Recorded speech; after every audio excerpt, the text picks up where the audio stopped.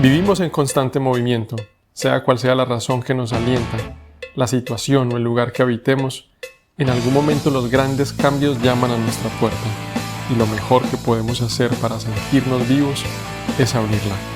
En este espacio hacemos zoom a esos relatos hechos a pulso, con la gallardía, la tenacidad, el ingenio y la inspiración que solo conocen aquellos que rompen los esquemas y crean su propia historia. La valentía que solo conoce un migrante de ideas. Bienvenidos.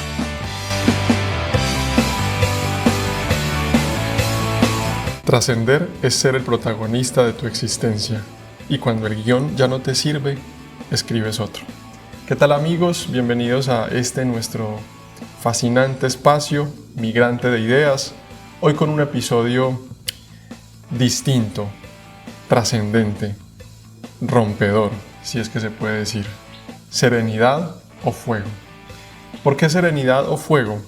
Vamos a estar hablando de dos corrientes de pensamiento, dos corrientes filosóficas, podríamos decir también, que nos atañe a todos, a usted, a nosotros, y en nuestro diario vivir, casi que todo el tiempo lo estamos llevando a la práctica. Estamos hablando nada más y nada menos que de los estoicos y de un tal Friedrich Nietzsche. Una aventura es más bonita, no es el grupo Nietzsche, que son los cantantes, un grupo que me encanta en Colombia, sino que este señor alemán que hasta hoy, 2025, venimos hablando de él y venimos pues enfrentando muchas cosas y hablábamos ahorita de, a mí sinceramente me impacta mucho cómo estos pensadores después de tantos años todavía hoy siguen como afectando nuestras vidas. Y buenos días, muy buenos días a todos. Estamos aquí en el patio de mi casa, en el patio de nuestro hogar, disfrutando de un delicioso café, muy bueno, con un, ¿cómo se llama? Arábico. Arábico, en grano, recién molido, este es de origen sueco. Ahí está. Y bueno, los invitamos al patio de nuestra casa a tomar café con nosotros en esta mañana, calurosita, pero todavía no se siente el calor impresionante del verano, pues porque está temprano. Estamos grabando hoy sábado 28 de junio a las 8:17 am. Entonces todavía se siente fresquito, más o menos a eso de las 10 de la mañana empieza potente. Hay noticias de que supuestamente hoy y mañana viene a España una ola de calor extremo. Se habla de 40, 45 grados de temperatura en varios lugares de este país. Valencia normalmente no es tan afectado por esas olas tan fuertes, es sobre todo el sur de España, pero sí que ha estado alta la y también temperatura. el interior, porque pues nosotros tenemos la fortuna de tener el mar al lado, entonces también el aire nos ayuda muchísimo, pero en el interior es impresionante las olas de calor, por eso recomiendan muchísimo que la gente esté bien hidratada, que traten de no salir a las horas de más calor. Muchas veces yo no lo sabía, pues yo creo que uno dice, ay no, qué calor el que está haciendo, abramos las ventanas, ¿sí? Pero pues hay muchos apartamentos, casi todos, que tienen su aire acondicionado, entonces se recomienda que en las horas de máximo calor se cierren las ventanas, las persianas y enciendan el aire, sobre todo porque cuando se abre la ventana no entra mucho aire y entra mucho sol. Y entonces ahí la gente puede pues como tener esos espacios de sofoco más fuerte. Entonces a hidratarnos muchísimo y en la noche, como la noche cae, ¿a qué horas? 10 y un poco más de las 10. Entonces cuando uno sale a eso de las 8, 9, está el clima como más fresco. Serenidad o fuego es nuestro episodio de hoy. A veces yo diría que lo único que queremos es paz, serenidad, poder respirar sin que la vida duela. Otras veces lo que más necesitamos es quemarlo todo. Hoy no venimos a decirles a ustedes qué tienen que hacer, solo queremos invitarlos a un debate que no tiene moraleja. ¿Vivir como un estoico o vivir como un volcán llamado Nietzsche? Bueno, expliquemos primero qué son los estoicos, hacia grandes rasgos. Yo diría que los estoicos son un grupo de pensadores que vienen desde aproximadamente 3 siglos antes de Cristo, haciendo historia, y digamos que su pensamiento, su corriente, su manera de afrontar la vida ha quedado como un legado para las generaciones. Ellos nos han enseñado a algo célebre, que se volvió célebre, y es afrontar o poner nuestro enfoque, nuestra atención en aquellas cosas que podemos controlar. Lo que no puedes controlar, pues no te enfoques en eso. Preocúpate por lo que puedes controlar y puedes cambiar y está en tu poder. Lo que no puedes controlar, acéptalo. Con esa máxima, digamos que han liderado muchos procesos, han enfrentado la vida, y todos los seguidores de los estoicos, y a su vez estoicos, porque si sos seguidor de algo te convertís en eso, pues tienen esa manera de ver la vida y afrontar el dolor, las tragedias. No las podemos controlar, aceptemos. Pero es cierto que en sentido práctico al final lo único que uno puede controlar es a uno mismo, pues porque es que, lo digo así, es porque... Eso es lo que plantean ellos, eso es lo que plantean ellos, pero eso es discutible, y vamos a ver por qué. Bueno, porque es que uno empieza a mirar la vida y digamos que para mí es muy difícil no hablar de los niños y de esta experiencia de la maternidad, porque digamos que es algo que hacemos todos los días y más en la en la que ellos están. Hay cosas de ellos que todavía podemos controlar. Hay cosas que desde sus 4 y 6 años y un poco antes, vamos viendo que no podemos controlar porque ya es algo como muy natural de ellos. Y sé que hasta cierto momento de nuestras vidas como padres vamos a controlar algunas cosas de ellos. Hasta esta hora pues ver pantallas, vamos a bañarnos ya, cosas así, o sea, control de algunas cosas. Esto come hasta aquí o vamos a comer esto, pero ya llega una parte yo creo que la vida de nuestros hijos se sale de nuestro control y hasta ahí. Lo pongo en el sentido de los hijos porque como ya lo dije, es como nuestro vivir de todos los días, pero pues hay muchas cosas así. Si por ejemplo hay una persona que tiene un puesto en su empleo, un empleo de supervisor, por supuesto que tiene muchas cosas numeradas bajo su cargo y bajo su control. Y pues ahí tendrá que trabajar en eso y bueno, y desarrollar habilidades o cuidar habilidades o cultivar habilidades de acuerdo a su responsabilidad. Pero ya cuando estamos hablando de la vida interna, pues de nuestras emociones, de la mente, de la espiritualidad, podemos controlar lo que somos nosotros, lo que pensamos nosotros, hasta dónde dejamos que llegue una u otra idea, uno u otro planteamiento. Eso es lo que podemos controlar. Y yo creo que es un trabajo muy grande para la vida entera, porque es que a veces no hemos podido ni siquiera controlar lo que nosotros somos, no hemos ni siquiera entendido cómo es este comando interno y queremos pasarnos la vida controlando la de los demás. Y eso pues es muy desgastante, puede llegar a ser demasiado desgastante.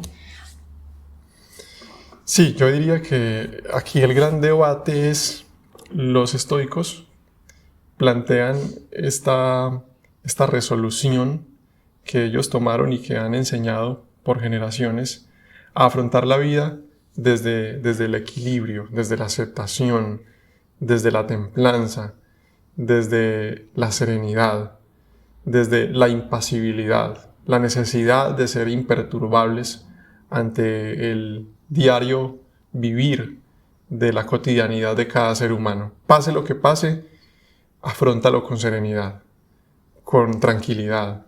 Este no es el fin del mundo. Ten en cuenta, plantean ellos, que hay un orden cósmico, hay un propósito, y todo lo que nos pase, por más sin sentido que parezca, por más caótico que lo veamos, hay un propósito divino, hay un orden divino detrás de todo lo que nos sucede, a nosotros y en la naturaleza en general. Ese es el planteamiento de los estoicos en general. ¿Cuál es el debate? Nietzsche se va a parar de frente y les va a decir: venga, esto que ustedes están diciendo me están vendiendo la necesidad de que yo tengo que vivir la vida desde la resignación, me están diciendo que yo tengo que aceptar todo, me están diciendo que yo no puedo rebelarme ante aquello que me parece injusto, no puedo decir nada ante aquello que yo necesito y debo cambiar, porque es que enfocar mi atención en cambiar solo lo que puedo controlar, quizá me puede llevar a dejar de intentar cambiar lo realmente, lo que vale la pena cambiar, que es aquello que es difícil de transformar. Eso nos va a plantear Nietzsche. Va a criticar duramente el estoicismo diciendo que está secuestrado. El sistema lo ha secuestrado para venderle a las masas una obediencia callada, una obediencia resignada. Él va a plantear que muchas de las empresas explotan a sus empleados con mayor volumen de trabajo, poco dinero. ¿Cómo lo diría el Nietzsche del 2025? Así, las empresas están explotando al trabajador, o muchas de ellas, pero al mismo tiempo les venden cursos o les promueven, más que les venden, les incitan a hacer cursos de yoga, de mindfulness, de meditación, para que conserven la paz interior, la tranquilidad interior. Y ante eso Nietzsche dice, no, grita, no puede ser. No puede ser que te resignes a estar en un lugar donde no quieres estar. No puede ser que el dolor haya que tener una postura de resignación, de aceptación, casi como una roca ante el dolor. Yo quiero vivir ese dolor para transformarlo en algo distinto, para que me transforme. Eso diría más o menos Nietzsche. Entonces son dos posturas bien diferentes, pero que también podemos ir mirando que en algún punto se podrían encontrar. Este debate queremos hacerlo sin sesgos, porque la verdad, a mí en lo personal me gustan ambas corrientes, saco cosas positivas de ambas maneras de pensar. No quiero venderles una u otra, lo que queremos es que ustedes decidan con cuál se identifican más o en cuál de las dos se pierden más. A mí, yo creo que ayer Efraín me dio como una lección de estoicismo, pensaría yo, pues una experiencia con él. Resulta que a Efra tuvimos la oportunidad de llevarlo a como un curso de música inicial, un jardín musical, desde enero, febrero. Y ayer era su última presentación, o sea, ayer era como la audición final para en octubre comenzar su nuevo periodo, que ya había superado el primer nivel.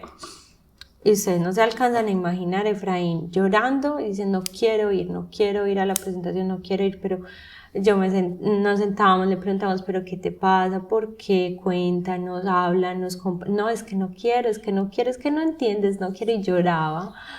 Y yo no sabía, o sea, yo quería llorar con él, porque en cierta parte yo decía, a ver, yo quiero que Efraín encuentre algo que le guste mucho y que lo haga sentir muy feliz y que disfrute cuando lo haga.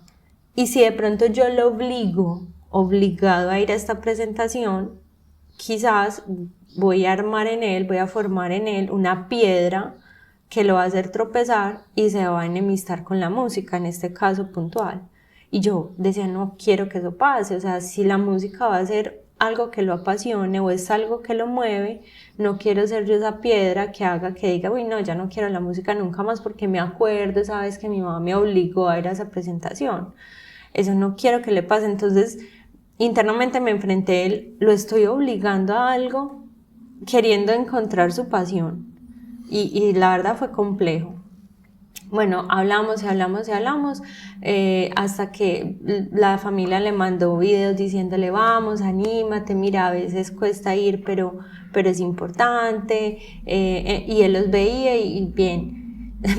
Fue súper chistoso porque vio los videos y después es que no, igual no quiero ir, muy lindo los veo, y yo como que, pero ¿y qué más podemos hacer? Cuando al final,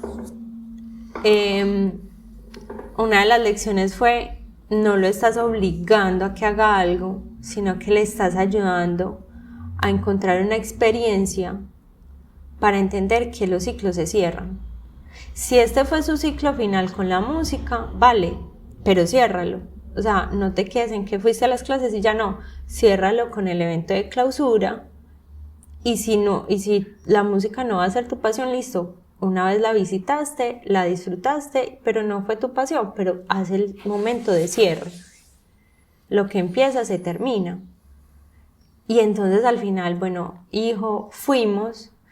Ay no, fue súper bonito verlo allá parado, fueron minutos, pero fue muy satisfactorio verlo ahí y él al final con ese orgullo y como era de los más pequeñitos, estaba en la parte de adelante con ese orgullo, ya decía, mamá, me gustó mucho, me sentí muy bien, hijo, ¿quieres regresar en octubre? Claro que sí, mamá, yo quiero continuar. Entonces fue como esa lección de... No se trata porque hoy en día es, no te sometas a hacer algo que no te apasiona, no te sometas a hacer algo que no te hace feliz y a veces nos vamos por esa ruta de no me voy a someter, no me voy a someter porque si esto no me hace feliz, esto no me hace vibrar, entonces no, hay momentos que las cosas que nos gustan no siempre nos van a hacer emocionar y es que esto lo quiero hacer todo el tiempo en mi vida, no, hay momentos que esas cosas que nos gustan también van a requerir acciones en las que digo, bueno, ahora no estoy completamente dispuesto, pero me puedo disponer para generar pues como otra experiencia. Y yo creo que un poco el tema de los estoicos ayudaba en eso, un poco el tema de los estoicos nos mostraba eso y también era por el contexto del que ellos salieron. Y es que ellos nacieron después de la muerte de Alejandro Magno, cuando ya muchas escuelas filosóficas estaban buscando respuestas prácticas para vivir bien en tiempos inciertos. O sea, es como estamos en un momento de la vida en que no sabemos qué hacer, bueno, creemos nosotros mismos este bienestar. O sea, es como un poco parecido a lo que pasa, hablábamos la semana pasada en el último capítulo con los humanos del subsuelo, como, hey, estoy en esta incertidumbre, estoy en este momento tan profundo, ¿qué más hago? No, yo puedo crear. Y yo quisiera en ese instante, pues, hablar un poco leer un párrafo pequeño de un libro que me parece fascinante, que se los dejaré al final, el título y el autor, y dice, la creatividad no está reservada a unos pocos, ni tampoco es complicado acceder a un estado creativo. La creatividad es un aspecto fundamental del ser humano, es un derecho de nacimiento y todos lo tenemos. ¿Por qué traerlo a colación? Porque si algo estimula la creatividad, es esos momentos también en los que decimos, bueno, ¿y ahora qué? ¿O ahora qué hago? O sea, ¿pa' dónde cojo? Como dicen por ahí, ¿sí? Y es ahí cuando ejercemos nuestro derecho de nacimiento de ser creativos. Y quizás no hayan respuestas a esa pregunta. ¿Qué hago? ¿Ahora qué hago? Pero lo importante no es que no haya respuestas. Por ahora, lo más importante es tomar la decisión de empezar a pensar por mí mismo. De comenzar a haga crear. Lo que haga, voy a crear yo. Uh-huh. Haga lo que haga, voy a hacerme cargo yo. Sin muletas externas. Sin excusas. Ahora tomo el control de mi vida. Si es que se puede decir así, porque también está este otro extremo de pretender controlar todo. Cuando en la vida nos ha demostrado, también lo hablábamos en el episodio anterior, la vida nos ha demostrado que no hay fórmulas. No hay fórmulas mágicas. Lo que hay es experiencias. Lo que hay es caerse y levantarse. Lo que hay es verle sentido a todo y encontrar fascinación en ello, o no verle sentido a nada y también encontrar fascinación en ello, porque ambas cosas tienen su encanto. Mira que, exacto, porque es que mira que en la... Y darle yo el sentido, perdón. Cuando hablo de no encontrarle sentido a nada, no es una invitación al nihilismo, es una invitación a yo darle el sentido, yo mismo. ¿Qué es el nihilismo? A la vida. Aprendemos con Steven. ¿Qué es el nihilismo? Bueno, creer que nada tiene sentido. Creer que no hay propósito, no hay ningún orden cósmico, que es más o menos lo que plantea Nietzsche. Nietzsche dice que los estoicos usan esta muletilla de que todo tiene un propósito para acallar esa voz interior y resignarnos ante las tragedias, ante el dolor. Nietzsche dice, un momentico, Eso son muletas, eso son excusas. El sentido de la vida es el que tú le des. No hay más allá, enfócate en el más acá. ¿Qué cuento de vivir de ilusiones? ¿Qué cuento, qué necesidad de seguir viviendo de esperanzas? La esperanza es un mal que agobia nuestra alma, diría él. La esperanza nos está corrompiendo por dentro, porque nos está quitando lo más importante que tenemos, nuestra esencia humana, nuestra capacidad de vivir aquí y ahora, de disfrutar del aquí y del ahora. Eso diría él. Eso diría él, nos están engañando con falsas esperanzas. Básicamente es lo que hacen todas las religiones. Esperanza, esperanza, te venden esperanza. En un más allá, en un después de la muerte. Y nos pasamos la vida, en eso coincido con él, con este volcán de fuego, porque es una invitación a afirmar la vida, a decirle sí al aquí y a la ahora, no importa el más allá, como también decíamos en algún momento, y si no hay nada, ¿qué pasa? Y si no hay nada, también es maravilloso pensar que no haya nada. También es maravilloso danzar con el abismo o al borde del abismo. Pero sabes que a mí me encanta eso porque es que me imagino ahora que estabas diciéndolo de esa manera, que las religiones y las instituciones nos venden como todas estas diferentes cosas, pero es que, ¿sabes qué? Yo creo que a pesar de que Nietzsche le haga esa crítica tan fuerte al estoicismo, pues le haga esa crítica al estoicismo como, hey, no, ustedes no, por esto y esto. Yo me imagino a uno como ser humano entrando al supermercado de las opciones y usted entra y compra lo que quiera. Y usted puede comprar un montón de cosas y con eso hacerse la receta de su vida. Y usted verá, ¿cierto? Pero es muy fascinante cómo ellos, cada uno desarrolló unas teorías y como unas opciones que a nosotros hoy en el 2025 nos pueden ayudar a embellecer la vida de una manera absoluta, porque es que, por ejemplo, hoy el mundo está pues muy sombrío. Uno dice, no, pero es que cuando los estoicos también, porque también estaban en ese momento. No, que es que cuando Nietzsche también, porque había una crisis de valores en el mundo muy brutal. Bueno, pero es que hoy también, o sea, basta con encender las noticias, que la verdad a nosotros hace muchos años, yo creo que de por ahí unos 6 años tomamos la decisión de no ver noticias a diario, porque pues los medios comunican cosas, pero hay veces que es terrible, pues la forma en la que se dice no es lo mismo. Claro, que te crean realidad. Exacto, te crean una realidad. Y pues sí, nosotros tratamos de estar enterados qué está pasando en el mundo, pero cuidamos mucho la manera en la que lo recibimos, porque eso puede desencadenar muchas cosas en nuestro ser, ¿sí? Entonces, a lo que hoy nosotros estamos en Migrante de Ideas hablando de unos pensadores de hace siglos, muchos siglos, que hoy todavía pueden traer a nuestras vidas ideas y nosotros somos los que decidimos qué hacemos con esas ideas. Así es, ¿qué hacemos con esas ideas que en muchos casos la una o la otra funcionan? Total. Es que ese es el asunto. Tú lo decías ahora, es como entrar a un gran buffet y elegir lo que me gusta, aquello que yo quiero comer. Elegir una u otra manera de pensar funciona para los dos lados. A muchas personas les funciona vivir de una o de otra manera. Es tan complejo el ser humano, tan fascinante a la vez, por eso mismo, porque hay muchas cosas que te funcionan así no sean verdad. Así no sean verdad para otro punto de vista, porque para ti son verdad. ¿Me hago entender? Sí. Como decías también ahora, los estoicos vivieron en tiempos violentos, vivieron en tiempos muy particulares. Todo este asunto del Imperio Romano, tenemos a un tal Séneca, Marco Aurelio, Epicteto, todos sabían lo que era perder, lo que era sufrir, ver morir a otros, pero su respuesta siempre fue clara: no puedes controlar el mundo, solo a ti mismo. Ahí estaba su énfasis. No puedes controlar nada exterior, solo a ti mismo. Y ponían su atención en ello. Autodominio, autocontrol, equilibrio, serenidad, paz interior. Pero vuelvo e insisto, ¿hasta qué punto esto te puede maniatar? Te puede encerrar dentro de ti mismo. ¿Hasta qué punto esto puede hacer que no logres convertirte en quien realmente eres? ¿Hasta qué punto la serenidad, la resignación te pueden jugar en contra? ¿Hasta qué punto la serenidad también te puede matar en vez de salvar?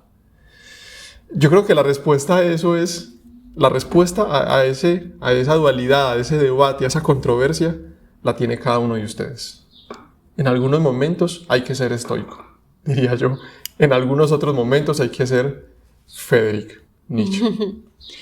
Fortalecer esa voluntad de poder. Sí, total. Fortalecer la voluntad de poder. ¿Sabes qué? ¿Cuándo hay que hacerlo? Usted tiene que desarrollar ese criterio. Y no esperar que otros le digan. No esperar que agentes externos le digan. No esperar que circunstancias externas le digan, aquí toca calma, tranquilidad, resignación, o aquí toca alzar la voz y gritar y enfrentar, transformar. Usted lo tiene que saber elegir. Cuándo, cómo, el momento, el porqué, dependiendo del criterio que usted haya desarrollado. Seguirse entrenando, no prevenido a que la vida me va a traer un golpe, sino prepararse con un enfoque, o sea, vivir con el enfoque de estar listo para trascender el juego, no fuego, sino el juego de la vida. Porque es divertido. Sabes que ahorita que estabas hablando de eso me recordaste un episodio de nuestra vida. Resulta que cuando Steven y yo estábamos empezando a salir, mi papá me regaló una moto, una 80, pues una moto viejita para su momento. Tan lindo. Mi papá, él pues la reformaron, en fin, pero una moto viejita. Y el encargado para enseñarme a conducir moto fue mi esposo, que en ese momento no teníamos ni idea que nos íbamos a casar. Éramos amigos. Tú no lo sabías, pero yo ya lo sabía. Tú ya lo tenías planeado. Y entonces, ay, qué risa, es que si ustedes vieran. Entonces, Steven me enseñó a conducir la moto. Y bueno, es que los que no nos conocen, Steven mide 1,85 y yo mido 1,56. O sea, él es alto y yo soy súper bajita. Entonces era muy chistoso porque yo era conduciendo la motico que parece un triciclo y Steven corriendo detrás de mí. Y es súper charro. El caso fue que una vez yo ya sabía conducir la moto, ya llevaba casi un año con ella, cuando yo iba a trabajar. Era el último día de mi trabajo antes de las vacaciones. No se me olvida. Era un lunes, como a principios de enero, a eso de las 7 de la mañana. Y yo iba a ser pues, normal. Miré el retrovisor y venía un bus, pero venía muy lejos. Yo lo vi muy lejos. Y yo puse direccionales y giré. Resulta que el bus, si venía lejos, pues yo no sé, como que venía muy rápido. Entonces el señor me embistió, me arrolló. Y caí por allá. Me atropelló pues el bus. Todo salió bien pues porque aquí estoy conversando con ustedes. El caso fue que cuando, como con Steven en ese momento, él y yo no éramos novios, pero conversábamos mucho, estábamos saliendo, pues mi mamá sabía que yo conversaba con él. Entonces era esa hora, mi mamá pues me había visto salir de la casa. En medio de todo yo caí boca abajo. Yo cuando abrí los ojos solo veía zapatos, gente, y escuchaba gente que hablaba. Me acuerdo mucho, pues yo no tengo ni idea quién fue, pero me acuerdo que una señora, porque cuando yo abrí los ojos y me vi ahí tirada, yo empecé a llorar del susto, que me sentí muy sola, pues como angustiada porque había un montón de desconocidos. Y en ese momento se me acercó una señora y me acuerdo que me puso la mano en la espalda y me decía, tranquila, que ya vienen a ayudarte.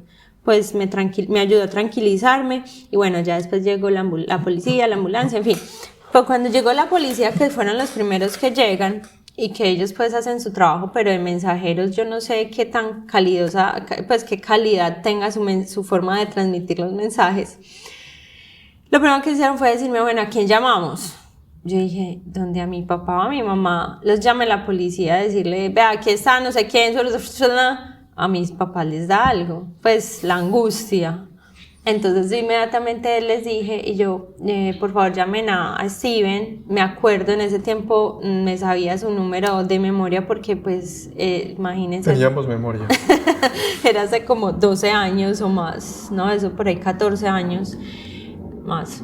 y en ese tiempo me sabía su número, entonces le dice, mira, llama a tal número. Entonces Steven, mi amor, ¿tú te acuerdas cómo te dieron la noticia?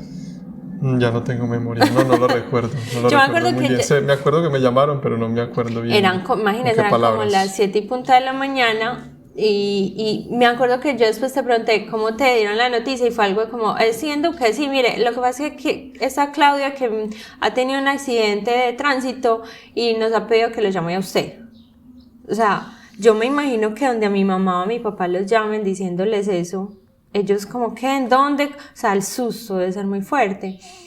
Y entonces ya Steven fue pues hasta donde yo estaba y también recuerdo que por causalidades, sí, por sincronicidades de la vida, una amiga pasó en el otro bus y mi moto tenía una calcomanía que no tenía otra moto. Entonces cuando mi amiga vio esa moto debajo del bus, se tiró del otro bus en el que venía y me vio ahí pues extendida en el suelo, pero ya, Clau, ¿estás bien? Yo sí, ya estamos bien, El caso fue que Steven llegó, me vio, ¿estás bien? Sí, aquí ya me estaban atendiendo los paramédicos y yo dije, necesito que vayas a decirle a mi mamá. Steven también tenía moto, se fue en la moto y me acuerdo que yo le dije, mami, Steven, ¿cómo te dio la noticia? Mi mamá me dice que ella dijo que Steven esté aquí a las 8 de la mañana, algo pasó. Y entonces tocó la puerta, mi mamá se asomó, lo vio y dijo, le pasó algo. Entonces mi mamá dice que abrió la puerta y mi mamá de una te dijo, le pasó algo a Claudia. Entonces que tú súper tranquilo le dijiste, pero ella está bien, pasó esto y esto, nos hace falta un documento, usted me lo entrega por favor, yo lo llevo. Y bueno, aquí voy con la anécdota y es la forma en la que decidimos recibir las noticias. Yo digo y ahí me agradezco, exacto, me agradezco porque a pesar de que yo estaba tan asustada, cuando ya pude tranquilizarme, tuve pues de tomar la decisión de cómo mi mamá se va a enterar de esto, porque jamás me había pasado una cosa así, y tomé pues un buen mensajero de cómo recibimos las noticias y cómo las damos en un mundo que es como es. No nos perturban las cosas, sino la opinión que tenemos de ellas, dijo un tal Epicteto. El estoicismo te pide mirar el caos con ojos de roca, con ojos de indiferencia. No resistir lo inevitable, sino fluir con ello, controlar las emociones, aceptar el destino, vivir según la naturaleza, fluir según la corriente. Eso nos pide el estoicismo. Para muchos esta filosofía es un refugio. En un mundo incontrolable, al menos poder decir, esto que siento, esto que pienso, es mío. Y mira que ese que él lo hace Epicteto, que estamos hablando pues de los estoicos, es súper teso porque si uno se va con una de las ideas de Nietzsche, él dice, por ejemplo, tiene una idea muy, pues que se le reconoce mucho a él, es el superhombre, la idea del superhombre, donde dice que el ideal de una persona es que crea sus propios valores más allá del bien y del mal tradicionales.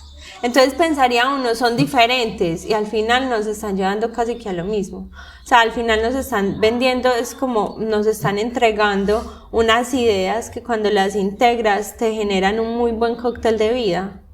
O sea, como, hey, sí, yo necesito estar más tranquilo, más apacible para vivir la vida, para enfrentar lo que viene, pero también puedo, porque es mi poder de crear la vida como solo puedo yo hacerlo. Nietzsche decía lo siguiente también: el fuego no se apaga, se transforma. Nietzsche odiaba el estoicismo institucionalizado. Lo veía como una jaula espiritual disfrazada de libertad. ¡Qué fuerte! Una jaula espiritual disfrazada de libertad. No he vuelto a encontrar en ningún lado lo que encontré en los griegos trágicos: valor frente al dolor, sin esconderlo, sin idealizarlo. Para Nietzsche, bailar con el dolor era casi que una invitación de vida. Él nunca te invitaría a resignarse ante el dolor, sino que siempre te invitaría a sentirlo, a transitarlo y sobre todo a transformarlo. ¿Qué hago yo con este dolor? Lo quiero sentir, porque sentir el dolor me hace sentir vivo, diría él. Experimentar dolor me hace sentir más humano, me hace afirmar la vida. No le huía al dolor. Y mira que es que en esta experiencia de la migración uno se enfrenta mucho a ese tipo de cosas. Total. Y creo que es muy valioso que las personas que hoy nos están escuchando y están en calidad de migrantes, digamos que las condiciones que nosotros hemos vivido comparadas con otras tan fuertes que se ven en los medios es otra, pero al final vivimos dolores del desarraigo, de extrañar a la familia, de que esto lo tenía y ahora no lo tengo, o de que para tener aquello debo hacer esto otro. Esas son diferencias y este tipo de pensamientos, de ideas, nos ayudan a enfrentar las diferentes vivencias. Nietzsche no quería serenidad, él quería intensidad. No deseaba controlar el dolor, quería usarlo, transformarlo, explotarlo para crear algo nuevo. No solamente en esta experiencia de migración hemos tenido que mirar de frente al dolor, sino en esta experiencia de migración de ideas, porque la vida, como hasta el cansancio lo hemos dicho y lo seguiremos diciendo, es una migración de ideas. Y está muy bien que sea así. Está maravilloso que sea así. Porque piensen ustedes, queridos oyentes, amigos, ¿qué sería de la vida si nunca cambiáramos de opinión? ¿Qué sería de la existencia humana si a lo largo de toda nuestra vida siempre pensáramos lo mismo, siempre creyéramos lo mismo? ¿Qué sería de la vida si no cuestionásemos nada? Si aceptáramos todo. Por supuesto, los estoicos nos ayudan en ciertos momentos de la vida cuando nos plantea la necesidad de aceptar aquello que no se puede transformar, que es imposible cambiar. Hay momentos en que necesitamos eso, pero también hay momentos de la vida, y yo diría que son la mayoría, en los que necesitamos rebelarnos, en los que se requiere alzar la voz, en los que se requiere ver la vida con ojos distintos, con ojos de transformación. Nietzsche desconfiaba de cualquier sistema que vendiera serenidad como obediencia. Lo hablábamos ahora, está este asunto de la meditación y el yoga en la oficina mientras destruyen tu tiempo vital. Mindfulness mientras normalizan la injusticia. Nietzsche sin duda levantaría una ceja. Ahora, no estamos diciendo con esto que el mindfulness, el yoga, la meditación no funcione. Sí funciona. Funciona maravillosamente. Nosotros lo practicamos. Meditamos, hacemos mindfulness y funciona. Pero también hay momentos en los que no hay que meditar. Hay momentos en los que hay que actuar. Hay momentos en los que hay que tomar decisiones. ¿Cuándo hacerlo uno o cuándo hacerlo otro? Bueno, eso depende de tu criterio. Y yo creo que el autoconocimiento y el autocontrol es lo que nos lleva a entender cuándo hacerlo uno y cuándo hacerlo otro.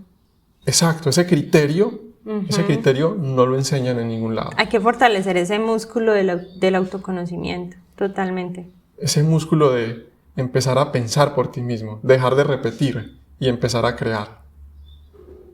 Asumir las consecuencias de tu destino, de tu vida. Asumir las consecuencias de tu vida, de tu espiritualidad, de tu manera de pensar por cuenta propia. Para ya no tener que culpar a nadie más, para hacerte cargo tú. Ven, ese tema de... Yo creo que ese es el despertar verdadero, cuando empiezas a comprender que nadie es culpable de nada. Nadie es culpable de lo que tú pensabas que eran culpables. Es que el país donde nací, es que las circunstancias, es que la economía, es que fulano me engañó, fulano me traicionó, me irrespetaron y entonces por eso soy como soy. No, empiezo a hacerme cargo y empiezo a dejar de culpar a los demás, pero sobre todo empiezo a dejarme de culpar a mí mismo. Empiezo a trascender mis culpas, mis miedos y empiezo a hacerme cargo realmente de mis decisiones. Empiezo a ver la vida como un juego donde hay que trascenderlo todo. Como decíamos al principio, trascender es ser protagonista de tu existencia Y cuando el guión ya no te sirve, escribes otro. Escribes otro, no te culpas, no te sientes con remordimiento, con arrepentimientos. No, escribes otro. Porque entiendes que la vida es un juego y tienes que ir desbloqueando nuevas etapas. Mundos de Mario Bros.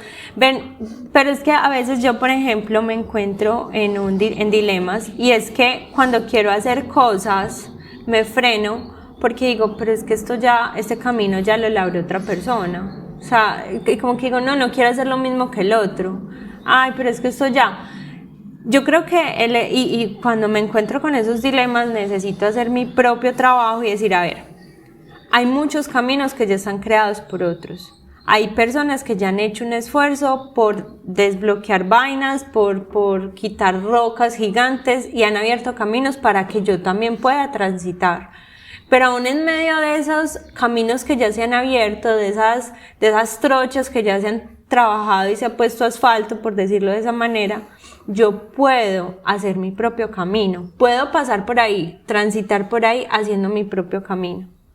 Y creando, o sea, también estoy creando, porque es que, supongamos, el camino que abrió mi papá, el camino que abrió mi mamá, ellos recorrieron un camino para que yo pudiera seguir por ahí, y no significa que estoy haciendo lo mismo que ellos, pero sí significa que estoy honrando el esfuerzo de ellos, generando mi propia vida, creando mis propios criterios, creando mis propias experiencias. Y ahí también estoy siendo creador, ahí también estoy siendo creativo, ahí también estoy creyendo y creando.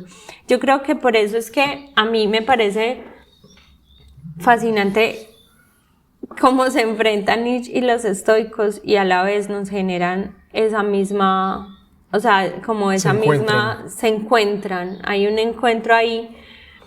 Por ejemplo, cuando Nietzsche dice de la teoría del eterno retorno, y entonces se pregunta, ¿vivirías esa vida una otra vez eternamente?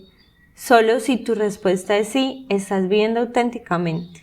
Pero, discúlpame, te interrumpo ahí, que me parece fascinante eso. Él plantea eso, solo si tu respuesta es sí, ¿vivirías cómo, perdón? ¿Esta vida eternamente? Solo si su respuesta es sí, ¿qué? Solo si tu respuesta es sí, estás viviendo auténticamente. Estás viviendo auténticamente. Él no plantea eso, ese sí no puede ser desde la resignación. Porque alguien podría verlo como, bueno, sí, yo tengo que vivir mi vida todas las veces eternamente. Las mismas cosas, las citas que tuve, los desencuentros, las peleas, cada acontecimiento que ocurrió en mi vida, lo viviría de nuevo eternamente, una y otra vez, en un ciclo interminable. Lo podría ver desde la resignación. Esa no es la invitación de Frederick. La invitación de él es un sí a eso desde el poder.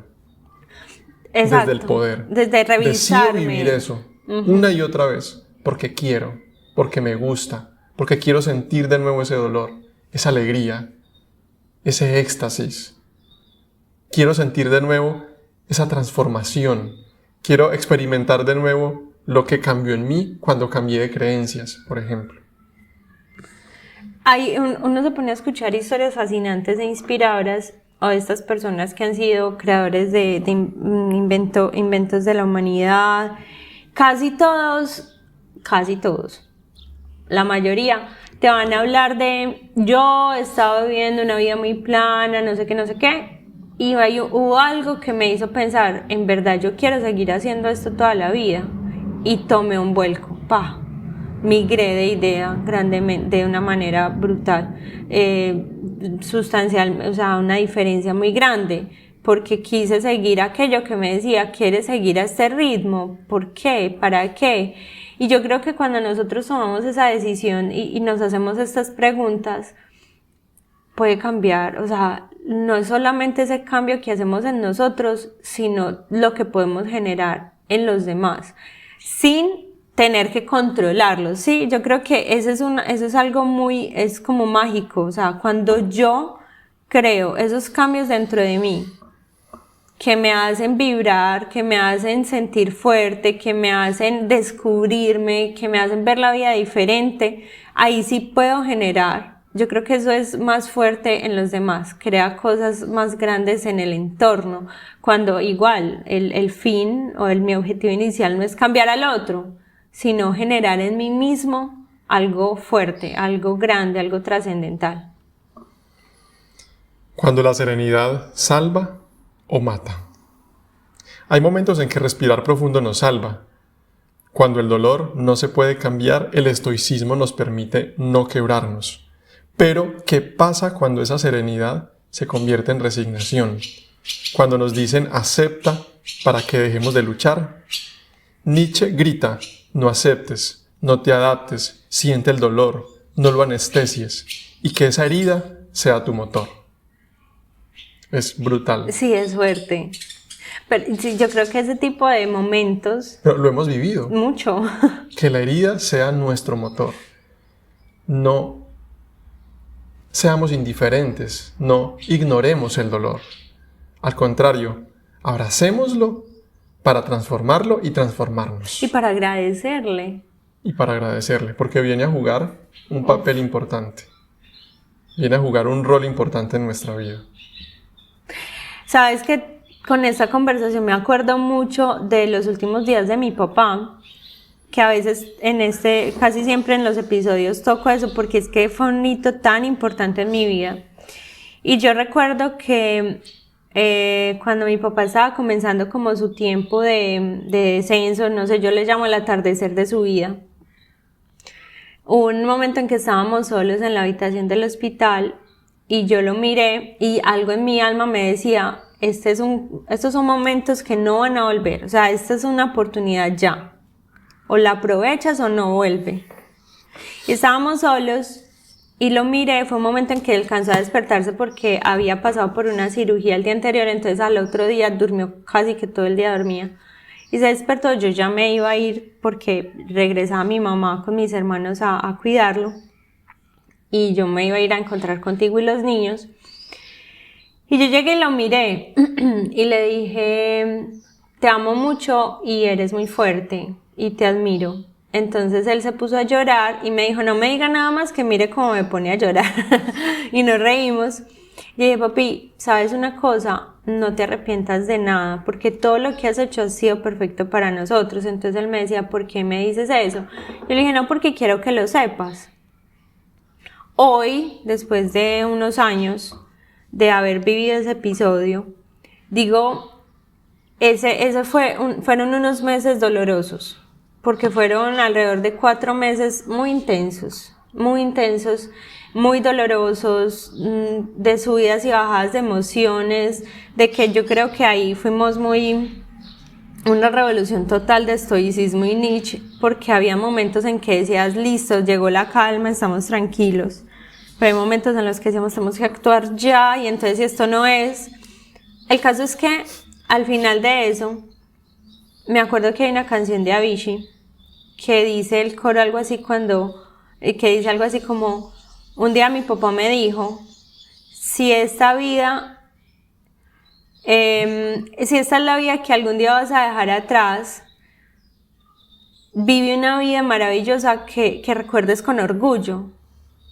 Uy, para mí esa frase, porque me acordaba de mi papá cuando conversábamos en esos últimos días, y yo le decía, papá, o sea, todo lo que viste fue tan maravilloso, todas las historias que nos contabas, todo, y todo lo que nos llevas a ir a nosotros, siéntete demasiado orgulloso porque todo fue perfecto. Porque a veces los hijos lo que hacemos mucho es decirle, pero ¿por qué no me diste eso? O me diste demasiado de aquello. Y en ese momento de la vida de mi papá y de nosotros como hijos, logramos entender que había sido perfecto todo. Todo, o sea, todo había sido, porque cada cosa que él nos dio, que él nos enseñó, era lo necesario para hacer lo que habíamos sido hasta ese momento. Y cuando ya mi papá trasciende y se va, yo escuchaba esta canción y decía, sí, o sea, me parecía estarlo viendo a él diciéndome a través de esa canción, vive una vida que cuando la recuerdes diga, fue la vida, o sea, todo fue perfecto. Entonces, lo pienso y lo traigo a colación en este momento del podcast, del capítulo, porque son esas afirmaciones de la vida que nos trae Nietzsche.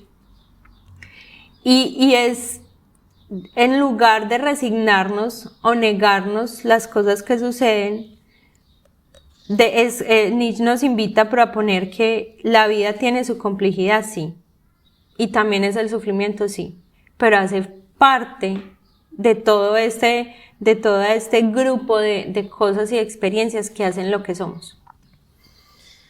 Nada de esto fue un error. Como todo fue perfecto. Me llevas a pensar en esos momentos, los que hacemos ejercicio, tú que corres, yo que hago ejercicios de fuerza, nos recomiendan siempre, cuando hacemos ejercicios de fuerza, llevar los músculos al fallo. Para que haya un crecimiento muscular, hay que atrofiar los músculos. Y ese proceso de atrofiar, de llevarlos al fallo, solo pongamos atención al término, llevarlos al fallo, cuando tú sientes que ya no puedes más, hasta ahí hay que hacer. O sea, no parar cuando podrías hacer muchas más repeticiones de X ejercicio, sino parar cuando ya no puedes más, eso es el fallo. Y ahí estás en realidad atrofiando el músculo, porque si no se atrofia, no crece. Es increíble, así funciona nuestra biología. Para que el músculo crezca, se tiene que atrofiar.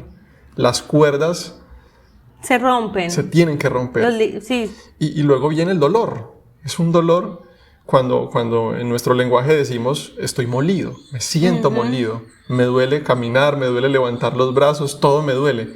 Pero es un dolor placentero, en cierto modo. Es un dolor satisfactorio. Más o menos así es lo que plantea Nietzsche con los dolores de la vida. Los dolores deberían ser, entre comillas, placenteros, porque sabemos que nos está llevando a crecer.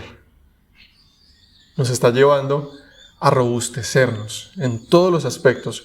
No, por algo, no estoy avalando el asunto del masoquismo, sentir placer por el dolor, o placer en el dolor, pero se puede tener en cuenta. No podemos seguir satanizando el masoquismo. Es que le gusta sufrir. Lo que pasa es que tiene un tiempo, todo eso tiene un tiempo. Mira que estamos haciendo un contraste porque está el aceptar que hay un sufrimiento que llega, que hay un dolor y que ese dolor se transforma y nos hace crecer. O sea, entonces aceptar que hay un dolor, Nietzsche.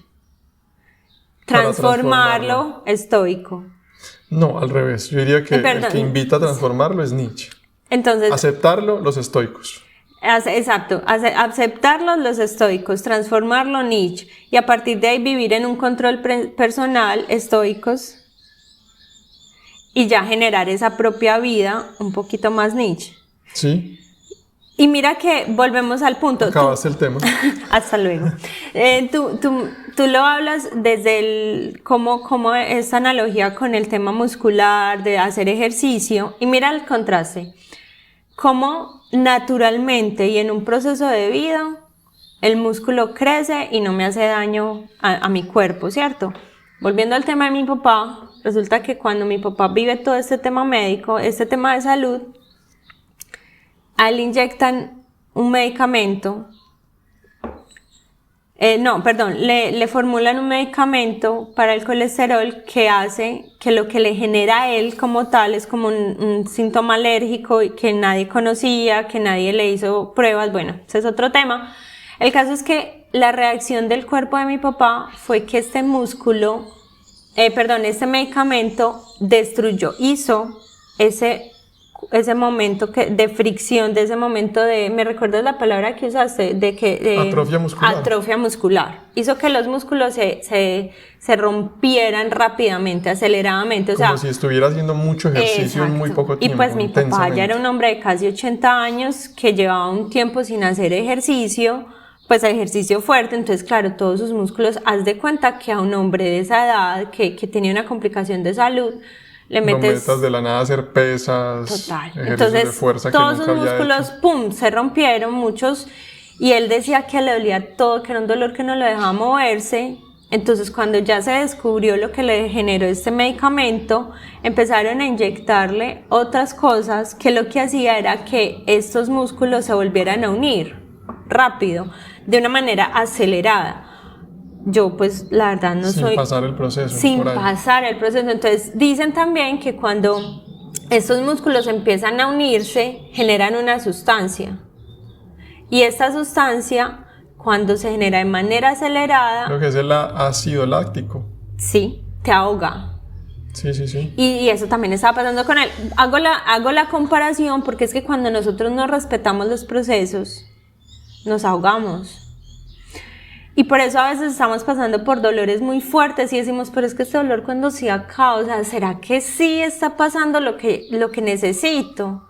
¿Será que sí estoy viviendo? ¿Será que sí va a servir para algo? Y a nosotros nos pasó también en este proceso de migración. Una de las cosas que me ayudó, y creo que lo hablé en el capítulo del Jardín de las Delicias, la escritura me ayudó muchísimo a transitar esos momentos y a escribir. Hoy yo leo las cosas que todavía me quedan por ahí que alcancé a escribir en ese tiempo y digo, qué fuerte, qué bueno haber vivido el proceso. Necesitamos honrar los procesos, observar el proceso, y para eso sirve mucho el mindfulness, para mirar en dónde estamos, para observarnos, para respirar y decir, bueno, ¿en dónde estoy ubicado en ese momento de mi vida? ¿En qué estoy pensando? Así es. Porque pienso en lo que pienso. ¿Y ahora qué? Bueno, pues no hay un vencedor claro, porque cada uno de nosotros vive épocas de fuego y épocas de silencio. A veces somos Epicteto, buscando un rincón donde el mundo no nos duela, pero a veces también somos Nietzsche, con los puños cerrados, queriendo romper todo y empezar de nuevo. Pero tal vez el verdadero problema no es elegir entre serenidad o intensidad, sino preguntarnos cuándo una nos salva y cuándo la otra nos despierta. Con lo que decías, me llevabas a pensar también en este afán que tenemos los seres humanos por entender. Tenemos un afán, desde yo niños creo que somos implícito, así. innato, en encontrarle sentido a todo, en entender el porqué de las cosas, el cómo de las cosas. Y quiero plantear este asunto, y es el siguiente: ¿y si también hay magia en no entender?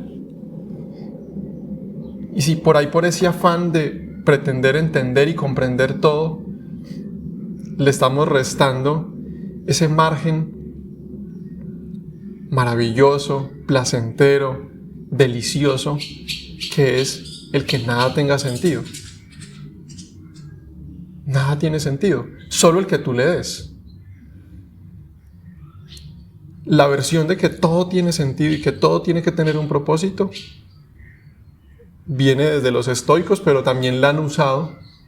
El sistema actual lo usa muchísimo para promover resignación, aceptación total a todo. Las religiones, ni se diga. Siempre nos venden, todo esto tiene un sentido, un propósito, hay que esperar. Espere cuando pase esto, espere cuando se cumpla tal profecía. Y si el camino es trascender todo eso, y si el camino verdadero que algún día teníamos que comprender es trascender incluso los libros que denominamos sagrados. Me remito a la Biblia, el Corán, los libros de los mayas, el Bhagavad Gita. Todos los libros que consideramos sagrados son historias muy complejas, fascinantes, nos hablan de milagros, de cosas maravillosas. Y si el camino, queridos oyentes, era también trascender esos libros, o como tú y también empezar lo a has hacernos dicho, cargo nosotros. Exacto, integrarlo, porque un día podemos ser Siddhartha y el otro día podemos ser Jesús. O sea, me refiero a las experiencias. Exacto, trascenderlos no implica irrespetarlos. Trascenderlos no implica denostarlos, bajarles la caña. Trascender estos libros, estas historias que hablan de un orden cósmico, un propósito divino, una esperanza en el futuro, no implica hablar mal de ellos. Trascenderlos implica empezar a crear nuestro propio destino. Empezar nosotros a tomar la responsabilidad compleja, difícil, pero a la vez fascinante, de encontrar nuestros propios valores.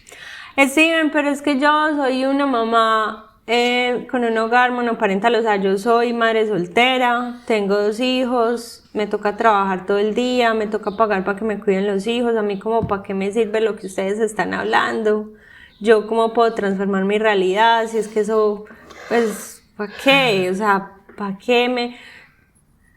¿Tú qué dirías? Bueno, con esa pregunta me haces recordar hace 2 días que fuimos a caminar con los niños a IKEA, un lugar que seguramente muchos de ustedes conocen, y en el camino vimos muchos negocios nuevos de chinos, muchos negocios, restaurantes grandes y no lindos, son hermosos, chiquitos y muy bonitos. Y nosotros, me fue inevitable decirle a Claudia, mientras los chinos hacen y hacen dinero, a donde llegan, porque donde llegan hacen negocios todo el tiempo. Mientras ellos hacen dinero, nosotros nos la pasamos filosofando. Nos la pasamos preguntándonos quiénes somos, quién es Dios, qué es la vida. No hay respuestas. A esa pregunta, ¿para qué le sirve a una mamá en esas circunstancias lo que estamos diciendo? Yo no tengo respuesta. Yo creo personalmente que nuestra vida es muy compleja, el ser humano es complejo, pero somos nosotros en lo individual los que tenemos que hacernos cargo de encontrarle sentido. Yo sabes que yo sí sigo pensando que una golondrina sí hace primavera. ¿Sí es así la frase? Sí, el dicho es que una golondrina no hace verano. Ah, bueno, listo. Pero lo podemos cambiar, no pasa pero nada. Yo pienso que sí.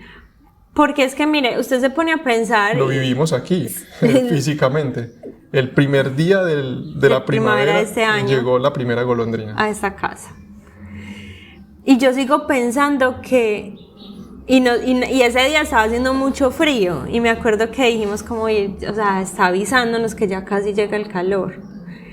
Y yo creo que nosotros, ustedes se imaginan si cada uno de nosotros, en ese mundo tan fuerte, tan vasto, en esta actualidad tan pesada que a veces uno medio abre las redes sociales y se queda impresionado con tantas cosas tan fuertes que pasan, pero si todos camináramos por la vida pensando que cada uno lleva un fuego de esperanza,